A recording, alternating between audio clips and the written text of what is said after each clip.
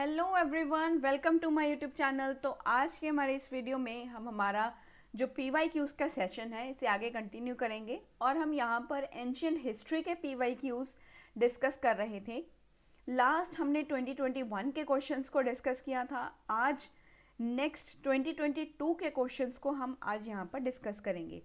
तो चलिए स्टार्ट करते हैं with the questions of ancient history from the year 2022।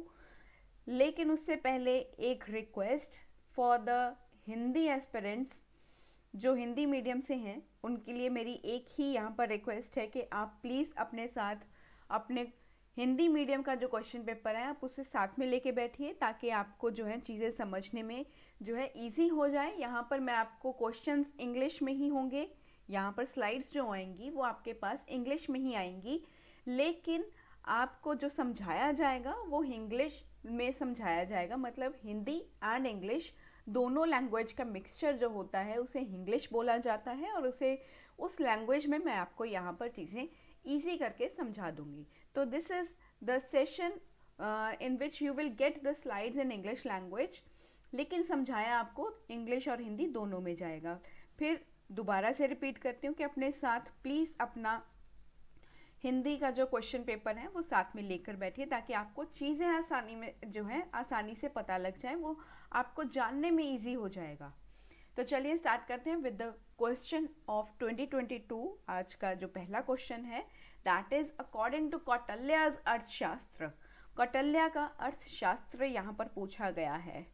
तो कौटिल्य का Arthashastra and it is related to the Arthashastra of Kautilya.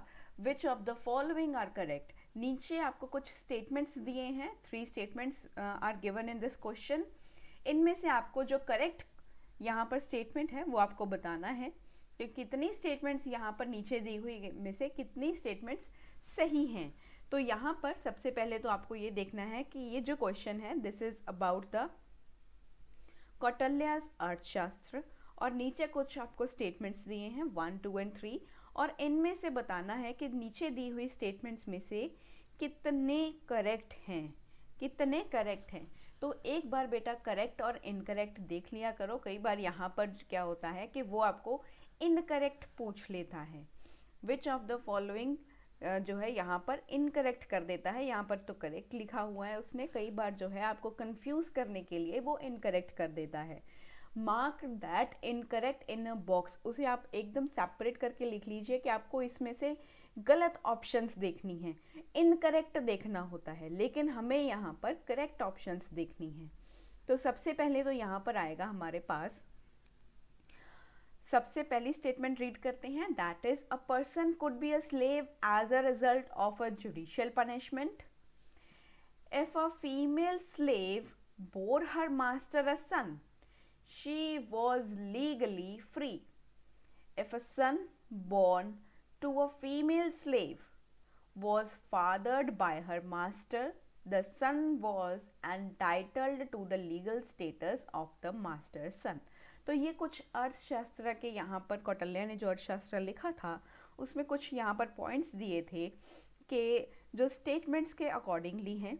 सबसे पहले तो एक बार स्टेटमेंट्स को समझेंगे, एक्सप्लेनेशन को डायरेक्टली देखते हैं कि इनमें से हमने कौन सी स्टेटमेंट सही है। क्या पहली स्टेटमेंट करेक्ट होती है, सेकंड है या थर्ड है।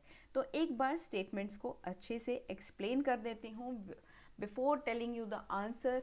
यहाँ पर आंसर बताने से पहले, लेकिन स्टेटमेंट्स को देखते हुए आपको आंसर पता चल गया होगा। This is not the fact कि भी आपको आंसर पता चल जाए, सब आंसर पता लगने से कुछ नहीं होता जितना आप एक्सप्लेनेशन को नहीं रीड करोगे। तो क्वेश्चंस की जो एक्सप्लेनेशन है वो रीड करनी ज़रूरी होती है अगर आपके पास 3 स्टेटमेंट वाला इस तरह का क्वेश्चन आता है। अगर पेपर में इस तरह का क्वेश्चन आता है तो आपको 3 स्टेटमेंट्स का यहाँ पर आपको पता होना चाहिए कि स्टेटमेंट कह क्या रहा है, आपको क्या उसमें फाइंड आउट करने की ज़रूरत है। तो एक बार स्टेटमेंट्स को यहाँ पर देखेंगे। स्टेटमेंट फर्स्ट इनकरेक्ट कैसे हुआ। तो एज पर द अर्थशास्त्र any person who has voluntarily enslaved himself, मतलब कि अगर अर्थशास्त्र के अकॉर्डिंग देखा जाए, कोई भी व्यक्ति या किसी भी व्यक्ति ने अपनी स्वेच्छा से, अपने खुद की इच्छा से अपने आप को गुलाम बनाया है, और अगर वो भागने की कोशिश करता है, अगर उसने वॉलेंटरीली एनस्लेव्ड हिमसेल्फ का यहाँ पर मतलब है कि उसने अपनी इच्छा से, अपनी मर्जी से यहाँ पर वो गुलाम बनने के लिए आया है कि मुझे गुलाम बनना है, मैं आपका गुलाम बनने के लिए तैयार हूँ। तो यहाँ पर अगर वो अपनी खुद की इच्छा से गुलाम बनता है और वो भागने की भी कोशिश करता है, देखो पहले तो वो खुद आ रहा है चल के कि भी मुझे गुलाम बना लो, मैं गुलाम बनना चाहता हूँ। फिर उसके बाद अगर वो भागने की कोशिश करता है, अगर वो भागने की कोशिश करता है तो उसे अपनी फॉर एंटायर लाइफ उसे जो है वो गुलाम रहना होगा, अपना आजीवन उसे गुलामी में व्यतीत करना होगा। ही वुड बी और she would be a slave for life, उसे गुलाम बनकर रहना होगा पूरी जिंदगी, अपनी पूरी लाइफ उसे एज अ स्लेव के फॉर्म में रहना पड़ेगा। और यहीं पर सिमिलरली अगर कोई भी person, any person whose life has been mortgaged by the others shall, if he runs away twice, be a slave for life। तो यहाँ पर जो है थोड़ी सी चेंजेस हैं, that whose life has been mortgaged by the others shall।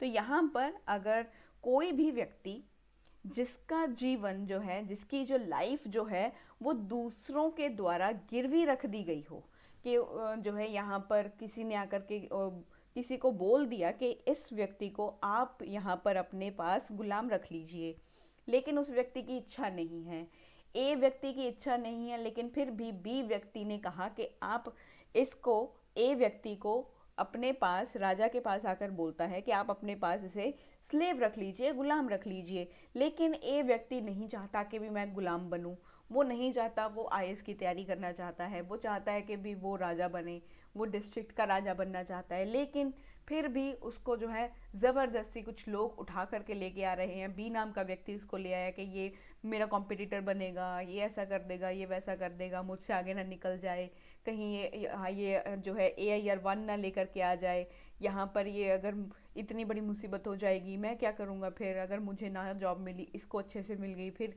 इसने पहले attempt में क्लियर कर लिया, फिर क्या होगा।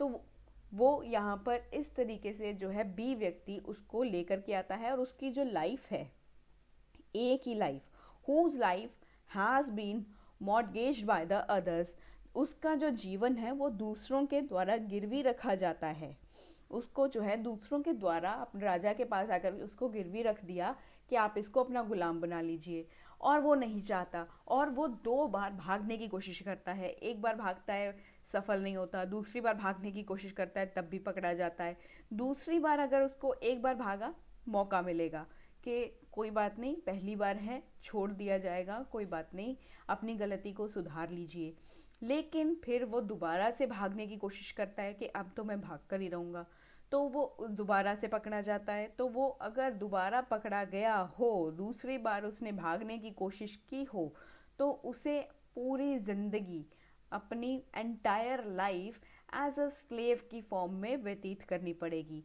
And he would be a slave for entire life.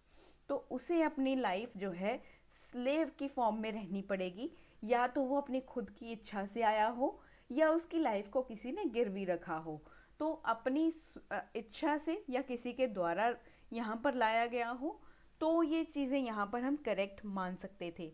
लेकिन यहाँ पर स्टेटमेंट 1 क्या कह रहा है, a person could be a slave as a result of a judicial punishment. तो जुडिशियल पनिशमेंट वाला कॉन्सेप्ट तो यहाँ पर नहीं लग रहा, तो स्टेटमेंट 1 जो है यहाँ पर इनकरेक्ट हो जाता है। तो स्टेटमेंट 1 अगर इनकरेक्ट हो गया तो हमारे पास ऑप्शन डी एलिमिनेट हो जाएगा, ऑप्शन ए एलिमिनेट हो जाएगा, ऑप्शन सी भी एलिमिनेट हो जाएगा, तो हमारे पास ऑप्शन बचता है बी, दैट इज 2 एंड 3। अब सेकेंड एंड थर्ड स्टेटमेंट भी एक बार एक्सप्लेन जो है इसकी एक्सप्लेनेशन देखेंगे। स्टेटमेंट सेकेंड की एक्सप्लेनेशन है, there was a variety of protection offer to the slaves especially to the women slaves. तो बहुत सारे जो हैं प्रोटेक्शंस प्रोवाइड किए जाते थे, वेराइटी ऑफ प्रोटेक्शंस, बहुत सारे यहाँ पर जो है वो सुरक्षा प्रदान की जाती थी सभी के लिए, जो भी स्लेव्स होते थे उनके लिए जो है कुछ प्रोटेक्शंस प्रोवाइड किए जाते थे, ज़्यादा प्रोटेक्शन दिया जाता था विमेन स्लेव को। विमेंस की देखो रिस्पेक्ट भी है, विमेंस की जो स्लेव्स हैं उनके लिए भी यहाँ पर स्पेशल प्रोटेक्शंस यहाँ पर दिए गए हैं उनको भी। अगर एज पर अर्थशास्त्र देखा जाए, when a child is begotten on a female slave by her master, both the child and its mother shall at once be recognized as free। जब भी किसी विमेन स्लेव के जो है यहाँ पर विमेन स्लेव के अगर गर्भ में, उसके वूम में अगर मास्टर जो है, जो किंग है, जिसकी वो गुलाम है, जिसकी भी वो गुलाम होगी, अगर उसके यहाँ उसने जो है उसका बच्चा उस मास्टर का, उसके जो जिसके यहाँ पर जो विमेन स्लेव वर्क कर रही थी, जो विमेन स्लेव काम करती है, जो दासी वहाँ पर थी, अगर दासी के जो गर्भ में, उसकी वूम में अगर मास्टर का, उसके मालिक का, जहाँ पर वो काम करती है उसके मालिक का बच्चा अगर ये पैदा होता है, उसके वूम से वो पैदा होता है, अगर वो जन्म लेता है, तो वो चाइल्ड को, वो दासी का जो बच्चा है उसको और उस दासी को और उसके बच्चे को जो है एक बार के लिए जो है स्वतंत्र, मतलब कि उसे फ्री माना जाएगा कि ये अब से फ्री है। अगर उसके जो है वूम में अपने मालिक का जो चाइल्ड है, उसके मालिक का जो बच्चा है, उसके वूम में वो है, वो उसे जन्म देती है, उसके थ्रू जो है उस मास्टर के थ्रू अगर उसका जन्म होता है तो वो उसे फ्री कंसीडर किया जाएगा। This is all about when a child is begotten on a female slave। begotten मतलब अगर उसके womb में वो बच्चा है, अगर उसके womb में उसके मालिक का बच्चा है, तो वो चाइल्ड और उस मदर को एक बार के लिए फ्री कंसिडर किया जाएगा कि ये आज से स्वतंत्र हैं, ये जो है वो गुलाम नहीं रहेंगे। और ये अर्थशास्त्र कहता है, कौटिल्य का अर्थशास्त्र। और सेकेंड जो स्टेटमेंट है इसी वजह से यहाँ पर करेक्ट हो जाती है। स्टेटमेंट 3 अगर देखा जाए, then statement 3 according to the Arthashastra, ये भी अर्थशास्त्र के अकॉर्डिंग कहता है, if a son born to a female slave was fathered by her master.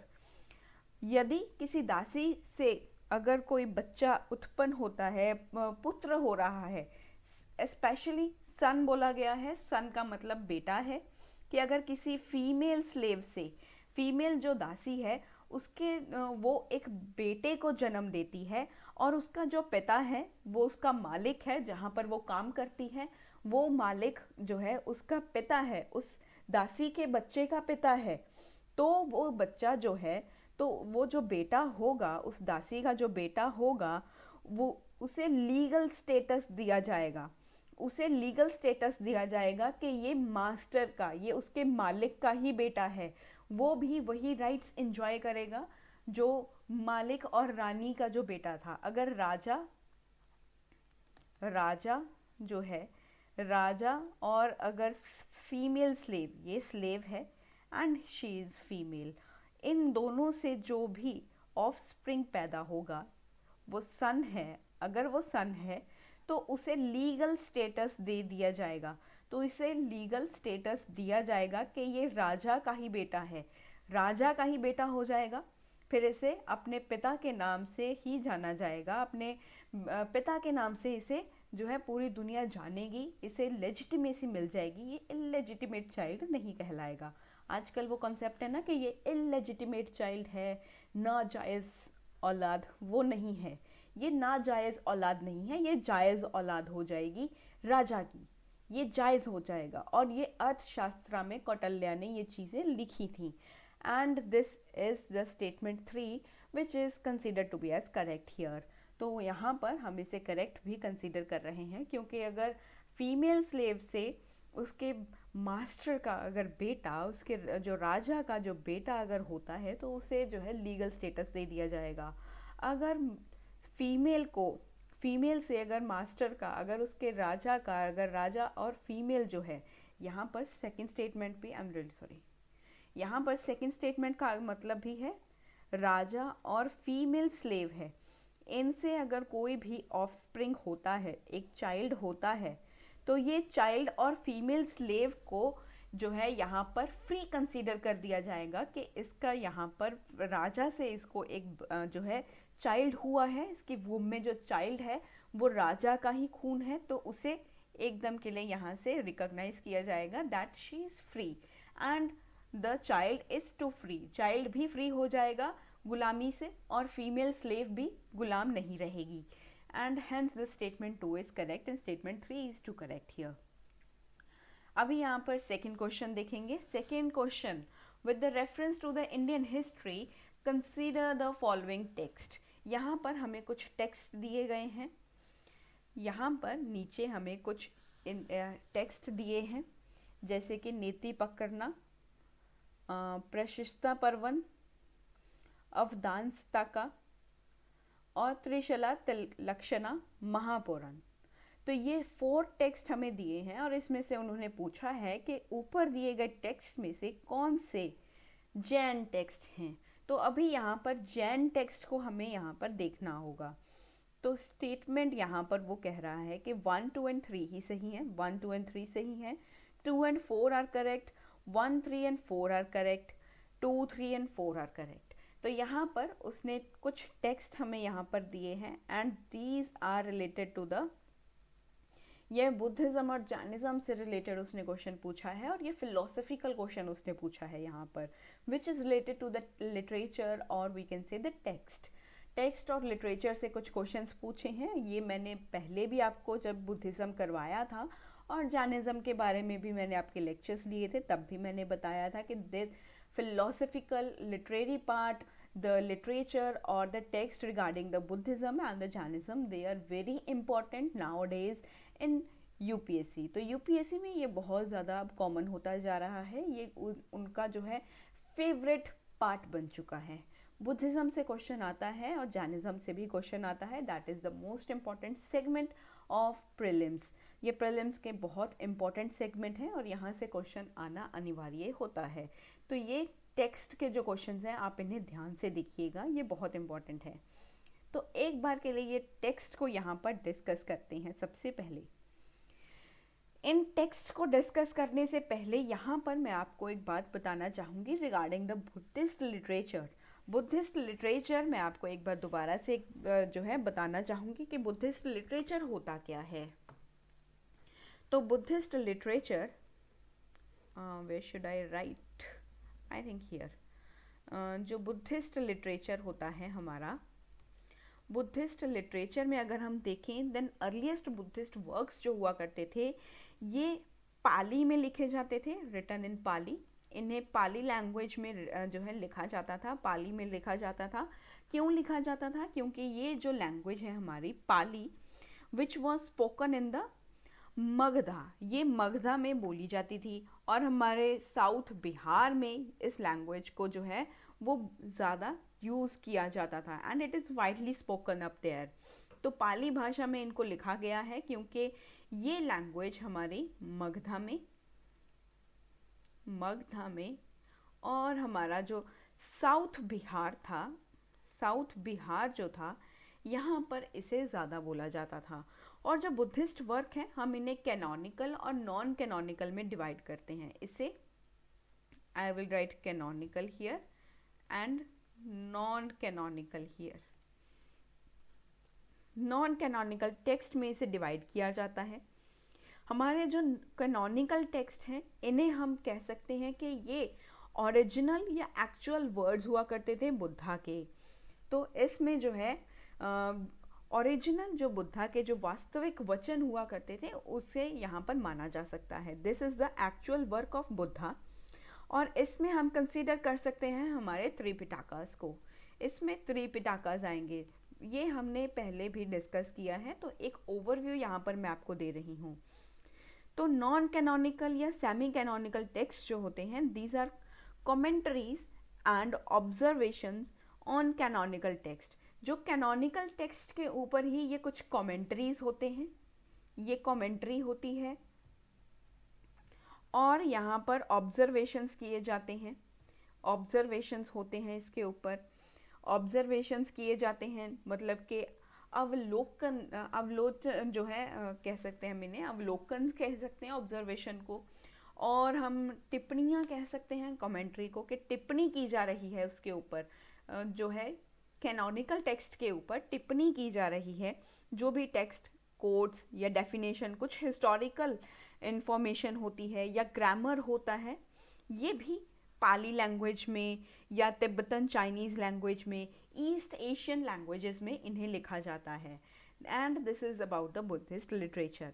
तो ये हमने बुद्धिस्ट लिटरेचर जो है लिटरेचर में देखा है, पढ़ा है और सुना भी है। तो ये कुछ कैनोनिकल और नॉन कैनोनिकल टेक्स्ट आते हैं इसमें। कैनोनिकल में हम त्रिपिटाकस को कंसीडर करेंगे, और त्रिपिटाकस के ऊपर की हुई कमेंट्री, इनके की हुई ऑब्जर्वेशंस को नॉन कैनोनिकल बोला जाता है। और ये जो ऑब्जर्वेशंस लिखी जाती हैं, हिस्टोरिकल इंफॉर्मेशंस लिखी जाती हैं, टेक्स्ट लिखे जाते हैं या कोट्स लिखे जाते हैं, डेफिनेशंस लिखी जा रही हैं, ये पाली लैंग्वेज, तिब्बतन लैंग्वेज, हमारी चाइनीज़ में, ईस्ट एशियन लैंग्वेजेस में इन्हें लिखा जाता है। ये बहुत सारी इस तरह की और भी अन्य हमारे इस तरह की चीज़ें हैं जो इस हमारे इस लैंग्वेजेस में लिखा गया है। आगे हम बात करेंगे अबाउट द जैन लिटरेचर। तो ये जैन लिटरेचर को हम यहाँ पर ही मैं एक बार मेंशन कर रही हूँ, क्योंकि I don't have extra slide here, मेरे पास एक्स्ट्रा स्लाइड नहीं है यहाँ पे, तो मैं आपको इसी स्लाइड के ऊपर दिखा रही हूँ। आप इसे जो है नोट डाउन कर लीजिएगा, चाहे आप स्पीड स्लो करके कर लीजिएगा, आप इसे ऑरली और डिक्टेशनली आप इसे नोट डाउन कर सकते हैं। That is up to you that how you want to note it down. तो यहाँ पर जैन लिटरेचर को अभी हम कंसीडर करेंगे। जैन लिटरेचर और जैन टेक्स्ट भी कह सकते हैं। ये कुछ सेक्रेड बुक्स होती हैं हमारे जैन्स के ऊपर, उन्हें जो है बोला जाता है, इन्हें कलेक्टिवली बोला जाता है सिद्धांता और अगम। इन्हें सिद्धांता और अगम्स बोला जाता है। सिद्धांता और अगम कहा जाता है, और अगम्स कहा जाता है। हमारे श्वेतांबर और दिगंबर जो सेक्ट हैं, ये दोनों ही स्कूल जो हैं वो एक्सेप्ट करते हैं, और इन्हें बहुत ही एक प्राइम इम्पोर्टेंस दी जाती है हमारे सिद्धांता और अगम्स को, और हम इम्पोर्टेंस दिया जाता है इन अंगास को, इन अगम्स को बहुत ज़्यादा वो लोग इम्पोर्टेंस देते हैं।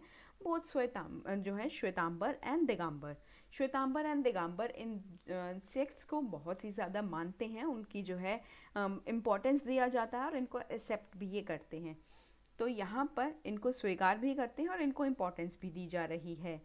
अगम्स जो होते हैं, अगम it is a term which is used for Jain canonical literature. अगम जो वर्ड है, अगम वर्ड जो है, इसे यूज़ किया जाता है यूज्ड फॉर जैन कैनोनिकल। जो जैन कैनोनिकल है उसके लिए, जैन कैनोनिकल लिटरेचर जो है उसके लिए ये वर्ड अगम जो है वो यूज़ किया जाता है। और इसके अंदर बहुत सारे जो है हमारे पूर्वाज जो हैं इन्हें इंक्लूड किया जाता है। देयर आर एटलीस्ट 14 पूर्वाज, 12 अंगास होते हैं, 12 उपअंगास होते हैं।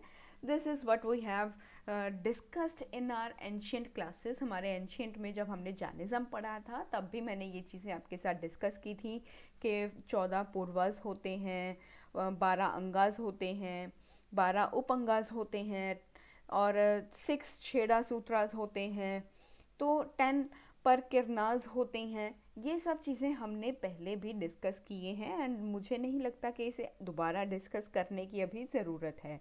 और ये हमने यहाँ पर जैन लिटरेचर के बारे में भी डिस्कस कर लिया, and we have discussed about Buddhist literature too. Buddhist literature को भी हमने एक बार डिस्कस कर लिया था। एक बार यहाँ पर डिस्कस करेंगे हमारे स्टेटमेंट 1 को। स्टेटमेंट 1 में एक हमें वर्ड दिखाई दे रहा था, एक टेक्स्ट दिखाई दे रहा था, नेति पर करना। नेति पर करना हमें एक टेक्स्ट यहाँ पर दिखाई दे रहा था। ये एक बुद्धिस्ट स्क्रिप्चर है। This is a Buddhist scripture which contains method that were taught by the Buddha's disciple।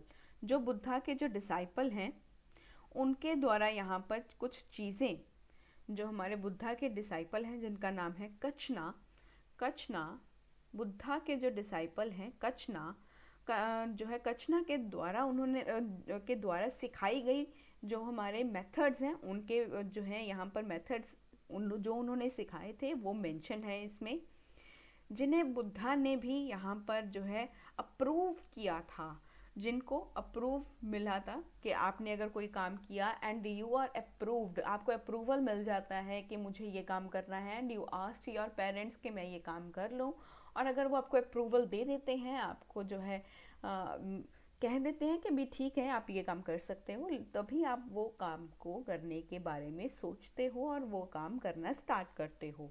यहाँ पर भी जो हमारे कचना थे, कचना ने जो है मेथड्स बताए थे, Buddhist scriptures which are containing the method that were taught by the Buddhist disciple Kachana, Kachana ने कुछ मेथड्स बताए which are too approved by the Buddha, जो बुद्धा ने भी अप्रूव किए और उनको जो है रिसाइट किया गया था at the first Buddhist council. तो उन्हें जो है फर्स्ट बुद्धिस्ट काउंसिल में भी जो है रिसाइट किया गया था। तो यहाँ पर हमारे पास फर्स्ट स्टेटमेंट, फर्स्ट जो ऑप्शन था नीति पर करना, दिस इज़ इनकरेक्ट, क्योंकि ये तो एक बुद्धिस्ट फॉर्म का टेक्स्ट हो गया। तो ये जो है हमारा ये एक बुद्धिस्ट टेक्स्ट हो गया, ये बुद्धिस्ट टेक्स्ट है। तो यहाँ पर स्टेटमेंट 1 भी, यहाँ पर ए भी स्टेटमेंट गलत हो गया, सी स्टेटमेंट भी गलत हो गया। तो यहाँ पर स्टेटमेंट हमारे पास बचते हैं B and D option. This is the elimination method which I am teaching you here. तो ये आपको आंसर तो पहले ही देखकर पता लग गया होगा कि statement 2 is correct and statement 4 is correct, answer तो पहले ही देखकर पता लग गया होगा, लेकिन एक्सप्लेनेशन ज़रूरी है। अगर वहाँ पर आपको आंसर नहीं मिलेगा ना, जब आप in the exam center you were sitting over there having your question paper in front of you and solving that question, then you don't have answer booklet there, आपके पास आंसर बुकलेट नहीं होगी, सिर्फ question paper होगा, OMR sheet होगा, OMR sheet के ऊपर आपको mark करना है, क्वेश्चन आपको पढ़ते जाना है।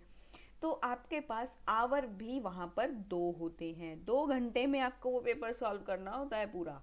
You are having 100 question and you have to solve whole of the questions which you know first, जो आपको पहले आते हैं आपको वो क्वेश्चंस आपको करने होते हैं। सबसे अच्छी जो है स्ट्रैटेजी होती है कि जो आपको 100% क्वेश्चंस आते हैं आप उन्हें सॉल्व करने की कोशिश कीजिए, बहुत ज़्यादा जो है हड़बड़ी में मत कीजिए कि मुझे ये 100 के 100 क्वेश्चन सॉल्व करने हैं, दैट इज़ नॉट अ वो अभी सोचने का विषय नहीं होता है कि आपको क्वेश्चंस कौन से आते हैं। अच्छे से क्वेश्चंस जो किए होते हैं वो आप सॉल्व करने के बारे में सोचिए, जो आप अच्छे से कर सकते हो, जो आपको लगता है कि दैट इट इज़ 60-40 और 70-30 उन्हें बाद में कीजिए, बाद में 70-30 या 60-40 वाले कीजिए, फिर उसके बाद में जाइए कि ये 50-50 वाले कौन से होंगे। This is the pattern of doing the questions in UPSC exam centre और when you are giving any exam. 100% वाले पहले देखिए। तो स्टेटमेंट 2 जो है परशिष्टा पर्वन, परशिष्टा पर्वन जो है ये 12th सेंचुरी में हेमचंद्र ने लिखा था और ये एक हमारे जैन स्कॉलर हैं which we have already discussed about him. Hemchandra gives a history of the earliest Jain teacher, और इसमें इन्होंने अर्लीस्ट जैन टीचर्स जो थे उनके हिस्ट्री के बारे में बताया है और मेंशन किए हैं कुछ certain details of the political history, political history के भी कुछ डिटेल्स इन्होंने यहाँ पर हमें बताए हैं। तो स्टेटमेंट सेकंड यहाँ पर करेक्ट हो जाता है। तो यहाँ पर स्टेटमेंट सेकंड जो है this is regarding the Jain text, ये एक जैन टेक्स्ट है, तो ये करेक्ट हो गया। तो सेकंड स्टेटमेंट बिल्कुल भी सही है और अभी के लिए फिर भी हमारे पास बी एंड डी ऑप्शन बच जाता है। तो स्टेटमेंट 3 कहता इनकरेक्ट है। ये कैसे है? अवदना लिटरेचर जो है हमारा, अवदना लिटरेचर, अवदना लिटरेचर जो है this is regarding the Avadana which means legend, और ये भी एक बुद्धिस्ट लिटरेचर होता है, ये भी एक बुद्धिस्ट लिटरेचर है जो रिलेट करता है with the past life's virtues deeds to the subsequent life events. जो आज की आपकी ज़िंदगी है, आज की आपकी जो लाइफ है, पिछले जन्मों के जो पुण्य किए थे या कुछ भी आपने, आपको लगता है ना, वो हम कहते हैं कि ये जो है मैंने कुछ पुण्य किया होगा कि मुझे इस ज़िंदगी में इस तरह की चीज़ें मिली हैं। आई एम वेरी लकी, मैंने लास्ट जो मेरा पास्ट लाइफ था, पिछले जन्म में मैंने बहुत ही ज़्यादा मोती दान किए होंगे, या मैंने कुछ इस तरह का जो है दान पुण्य बहुत किया होगा कि मुझे इस तरह के इतने अच्छे पेरेंट्स मिले हैं, इतने अच्छे पेरेंट्स मिले हैं कि मैंने लास्ट अपनी लाइफ में, पास्ट लाइफ में कुछ मोती दान किए होंगे। हम कहते हैं ना, this is the thing which we say a lot many times in our daily life. ये हम अपनी डेली लाइफ में बोलने वाली चीज़ें हैं जो हम बोलते हैं। तो यहाँ पर जो हमने पास्ट लाइफ में कुछ भी अगर पुण्य किए हैं, पुण्य कर्मों को अगर हम अगले जन्मों की घटनाओं के साथ जोड़ता है, जो भी आपने पिछले जन्म में पुण्य किए हैं उनको आज की ज़िंदगी में हम जोड़ते हैं। ये हम अक्सर करते हैं, ये हमारी ज़िंदगी का हिस्सा है, हम भी करते हैं, और ये चीज़ें इस लिटरेचर में, अधवाना लिटरेचर में लिखा भी हुआ है। तो अवधना लिटरेचर में भी इसके बारे में जिक्र हो चुका है, और ये हम हमारी नॉर्मल लाइफ में भी हम कई बार बोल देते हैं ये चीज़ें। तो स्टेटमेंट 3 में यहाँ पर क्या हो गया, जो हमारा अवधनस्ताका है, this is about the Avadana literature which is a Buddhist literature. तो ये तो बुद्धिस्ट टेक्स्ट हो गया और बुद्धिस्ट लिटरेचर हो गया, ये तो बुद्धिस्ट लिटरेचर आ गया हमारा। तो स्टेटमेंट 3 भी क्या हो जाती है, यहाँ पर रॉन्ग हो जाती है। तो स्टेटमेंट डी रॉन्ग हो गया, and we left with the option B, and that is the 2 and 4 only. तो 2 and 4 इस तरह से सही हो जाता है। आपको करेक्ट और इनकरेक्ट पता होने चाहिए, डिटेलिंग आपको आनी चाहिए, ये चीज़ें बहुत इंपॉर्टेंट होती हैं to solve such type of questions. त्रिशला तिलशना, त्रिशा तिलक्षणा, सॉरी, और महापुराण में। तो यार मुझे भी ये स्पेलिंग्स बहुत ज़्यादा मुश्किल लगते हैं। This is the difficult part. ये हमारे ज़िंदगी में भी डिफ़िकल्ट पार्ट होता है, ये आपके लिए ही नहीं, कई बार हमारे लिए भी ये बहुत ज़्यादा जो है एकदम से डिफ़िकल्ट पार्ट हो जाता है। बड़े मुश्किल नाम होते हैं, नहीं जो है नहीं हम प्रोनाउंसिएट कर पाते हैं इन्हें, बहुत बारी नहीं प्रोनाउंसिएट हो पाते। तो ऐसा नहीं है कि ऑफेंड हो जाना है कि ये आपने गलत ऐसे बोल दिया। अगर आपको करेक्ट प्रोनाउंसिएशन पता है then you go for that pronunciation, आप जो है कर सकते हो। तो महापुराण ये भी एक मेजर जैन टेक्स्ट है, कंपोज्ड लार्जली बाय, ये आचार्य जिन सेना ने इसे कंपोज किया था, हमारे आचार्य जिन सेना है, during the rule of Rashtrakuta. जब राष्ट्रकूटा का शासन था तब हमारे जो आचार्य जैन सेना थे उन्होंने इस टेक्स्ट को कंपोज किया था। ये एक जैन टेक्स्ट है। तो हमने अभी हमारे चारों स्टेटमेंट्स को यहाँ पर डिस्कस कर लिया है। तो नेक्स्ट चलते हैं क्वेश्चन की ओर। This is the last question of 2022 and हमारे एंशियंट में 2022 में सिर्फ 3 क्वेश्चंस ही थे। ये बहुत ही, I think this is very important. वैसे ये क्वेश्चंस डिफ़िकल्ट भी थे, अगर किसी ने अच्छे से नहीं अपने एंशियंट को रिवाइज़ किया होगा उसके लिए तो ये क्वेश्चंस डिफ़िकल्ट भी होंगे। अगर किसी ने 5 से 6 टाइम्स और I will say 3 to 4 times भी रिवाइज़ किया होगा and they have gone for the philosophical part 2 and the literary part 2, तो आपको ये क्वेश्चंस ईजी भी लगते होंगे। सबसे चीज़ें यहाँ पर ज़रूरी हैं कि आपको कॉन्सेप्ट्स की क्लैरिटी होनी चाहिए, आपको पता होना चाहिए कि क्वेश्चंस पूछ कहाँ से रहा है। अगर वो फिलोसफिकल पार्ट से भी पूछ रहा है तो अभी लिटरेरी सोर्सेज बहुत ज़्यादा इम्पॉर्टेंट होते जा रहे हैं। ये हमारा देखने का एक पॉइंट ऑफ व्यू है कि अभी हम इन चीज़ों को इग्नोर नहीं कर सकते। आने वाले क्वेश्चंस में, जो आने वाले एग्ज़ाम्स होंगे उनमें हो सकता है इनसे भी एक स्टेप आगे चला जाए, तो एक स्टेप आगे की तैयारी रखिए। यहाँ पर भी उसने कुछ इंडियन हिस्ट्री से रेफरेंस में लेते हुए कुछ फॉलोइंग हमें पेयर्स दिए हैं। Here we have the historical persons, यहाँ पर हिस्टोरिकल पर्सन्स के नाम दिए हैं और ये उनका वर्क यहाँ पर दिया हुआ है और उनके बारे में बताया हुआ है कि क्या आर्यदेवा एक जैन स्कॉलर थे, और Aryadeva is known as a Jain scholar. उन्हें ये एक जैन स्कॉलर थे क्या? हमारे दिगनाग जो थे ये क्या एक बुद्धिस्ट स्कॉलर थे? नाथ मुनि जो थे, नाथ मुनि क्या हमारे वैष्णव स्कॉलर थे? तो हाउ मैनी पेयर्स, अभी इनमें से पेयर्स बताने हैं, इनमें से हमें पेयर्स बताने हैं कि कितने pairs. He is asking about how many pairs, कितने पेयर्स ऊपर दिए में से करेक्टली मैच्ड हैं। क्या ये तीनों करेक्टली मैच्ड हैं? क्या इनमें से कोई भी करेक्टली मैच्ड नहीं है? क्या सिर्फ एक पेयर सही है? क्या आर्यदेव का ही पेयर अपने जैन स्कॉलर से सही है? क्या दो पेयर सही हैं? क्या आर्यदेव और दिग्नाग वाला सही है, या दिग्नाग और नाथ मुनि वाला सही है, या आर्यदेव और नाथ मुनि वाला सही है? तो यहाँ पर कुछ तो देखना पड़ेगा कि कितने पेयर सही हैं, और ये क्वेश्चन वो फ्रीक्वेंटली पूछ रहा है। ये 2022 में भी हमें दिखाई दे रहा है, पेयरिंग वाले क्वेश्चंस हमने लास्ट भी देखे हैं, 2023 में भी आएंगे, 24 में भी आएंगे। अभी तो इसने दो लिए हैं, यहाँ पर दो टेबल्स बना करके लिए हैं। हो सकता है आने वाले सालों में अभी यूपीएससी 3 कर दे, 4 कर दे, कुछ भी कर सकती है। It up to UPSC own mind, वो उसकी मर्जी है, वो अपने मन का जो है वो करेगा, जो भी उसको करना है वो करने दो। लेकिन तुम्हें यहाँ पर चीज़ें देखनी होंगी, तुम्हें अपनी कॉन्सेप्चुअल क्लैरिटी रखनी होगी। यूपीएससी कुछ भी पूछे तुम्हें आना चाहिए, तुम्हें आना चाहिए। यूपीएससी कुछ भी पूछे तुम्हें आना चाहिए। तो आगे चलेंगे विद द एक्सप्लेनेशन। तो आर्यदेव जो थे, क्या उसने पूछा कि आर्यदेव एक जैन स्कॉलर है? तो आर्यदेव तो भैया महायाना बुद्धिस्ट मॉन्क है, ये तो एक बुद्धिस्ट मॉन्क निकले। तो अभी हमारे पास यहाँ पर ये बुद्धिस्ट मॉन्क निकले, ये तो बुद्धिस्ट मॉन्क निकले। तो एक यहाँ पर हमारे पास एक पेयर क्या हो गया, गलत हो गया। ये पेयर बिल्कुल ही रॉन्गली मैच्ड है, ये पेयर जो है करेक्ट मैच नहीं है। तो अभी हमारे पास क्या बचे? तो ऑल थ्री पेयर्स तो हमने निकाल ही दिया, ऑल थ्री पेयर्स निकाल दिया। अभी बचे हमारे पास ये तीनों ऑप्शंस, ये तीनों ऑप्शंस बचे हैं।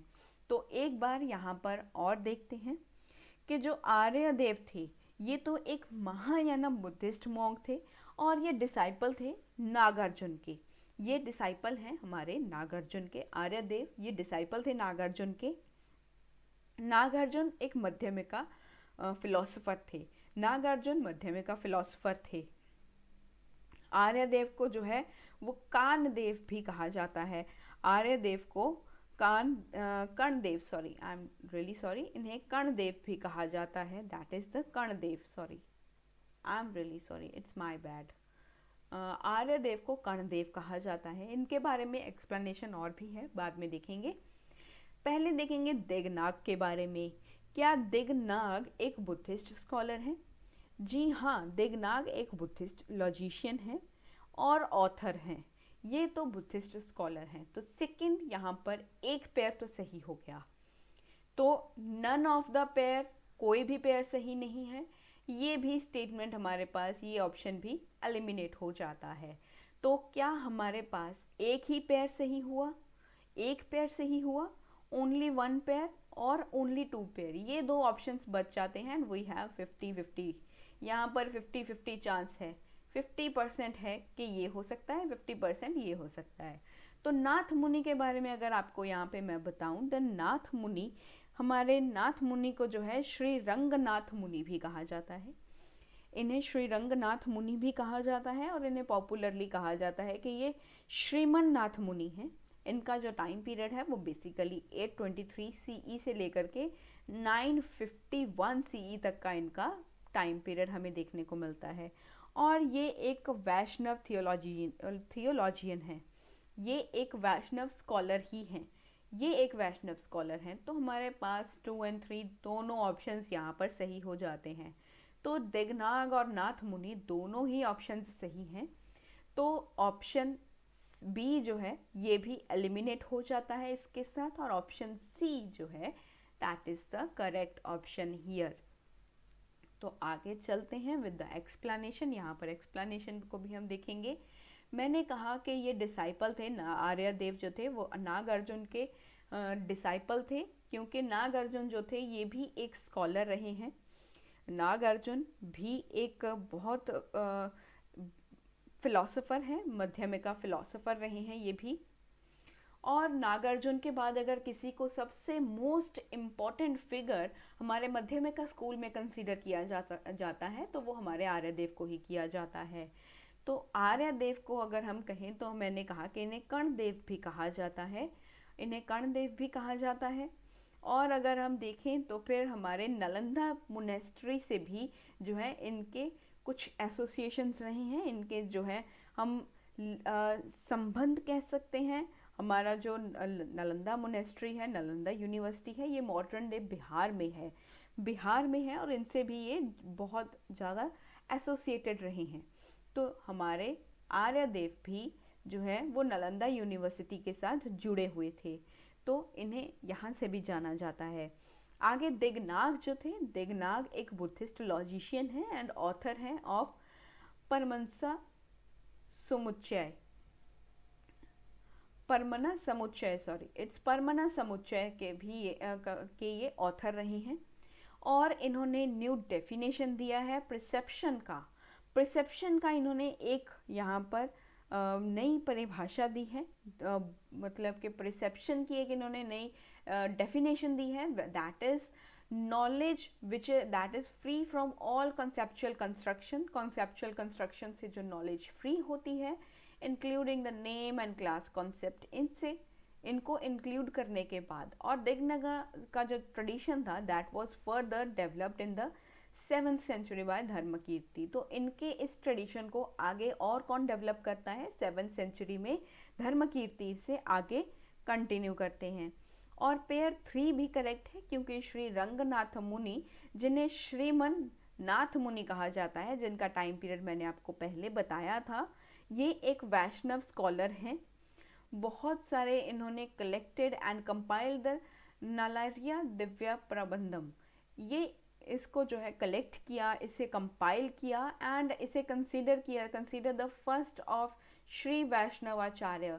श्री वैष्णवाचार्य, पहले श्री वैष्णवाचार्य इन्हें कंसीडर किया जाता है। और जो नाथ मुनि थे, he is also the author of yoga रहस्य, योगा रहस्य के ये ऑथर रहे हैं। और न्याय अतावा के जो है यहाँ पर इन्होंने इसको भी लिखा है और इसके भी ये ऑथर रहे हैं। This is all about the last question of 2022, where we have considered the historical persons and which they were known for। ये बहुत important है, ये मैंने आपको बार बार बताए हैं कि historical names आप जो है याद रखिए। आपको जब भी क्लासेस में बताया जाता है आप इसे नोट डाउन करके रखिए अपने पास, और अपने जो है रेफरेंसेस को देखते रहिए। रेफरेंसेस को आप पढ़ेंगे, PYQs को देखेंगे, तभी जो है वो आप चीज़ों को अच्छे से सॉल्व कर पाएंगे।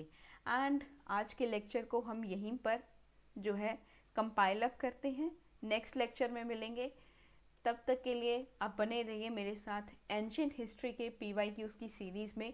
अगर आज की ये वीडियो आपको अच्छी लगी हो तो इसे शेयर ज़रूर करना। Do subscribe the channel. Thank you so much for the love and support which you show towards my channel. और मेरे टेलीग्राम चैनल को भी आप ज्वाइन कर लीजिएगा, ताकि लेक्चर के जो PDF फॉर्म के नोट्स हैं वो आपको ईजीली मिलते रहें। Thank you so much once again. Keep learning and keep supporting me, and अपने PYQs को सॉल्व करते रहिए with the time to time. Thank you so much.